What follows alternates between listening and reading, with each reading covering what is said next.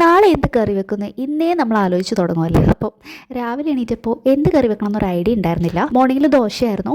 അപ്പോൾ ദോശയ്ക്കും ചോറിനും കൂടി പറ്റുന്നൊരു കറിയാണ് കേട്ടോ ഇന്ന് ഉണ്ടാക്കിയിട്ടുള്ളത്. ഉരുളക്കിഴങ്ങ്, തക്കാളി, സവാള, പിന്നെ ചെറിയൊരു പീസ് ബീട്രൂട്ട്, ഇവയെല്ലാം ഞാനൊരു കുക്കറിലേക്ക് ഇട്ടിട്ടുണ്ട്. ഇതിലേക്ക് ആവശ്യത്തിന് മഞ്ഞൾപ്പൊടിയും ഉപ്പും ചേർത്തിട്ട് അതിൻ്റെ മുകളിൽ വരുന്ന രീതിയിൽ വെള്ളം വെച്ചിട്ട് 2 വിസിൽ വരുന്ന വരെ വേവിച്ചെടുക്കുന്നുണ്ട് കേട്ടോ. പിന്നെ ഇതിലേക്ക് ആവശ്യമായിട്ടുള്ള പൊടികൾ ഇത്രയും ഞാൻ എടുത്തിട്ടുണ്ട്. മല്ലിപ്പൊടി, മുളക് പൊടി, ഗരം മസാലപ്പൊടി, കുരുമുളക് പൊടി, ഇത്രയാണ് എടുത്തിട്ടുള്ളത്. 2 വിസിലടിച്ചിട്ട് ഞാൻ ആവിയൊക്കെ പോയി കഴിഞ്ഞതിന് ശേഷം കുക്കർ തുറന്ന് നോക്കുന്നുണ്ട്. അത് നന്നായിട്ട് തന്നെ വെന്ത് കിട്ടിയിട്ടുണ്ട്.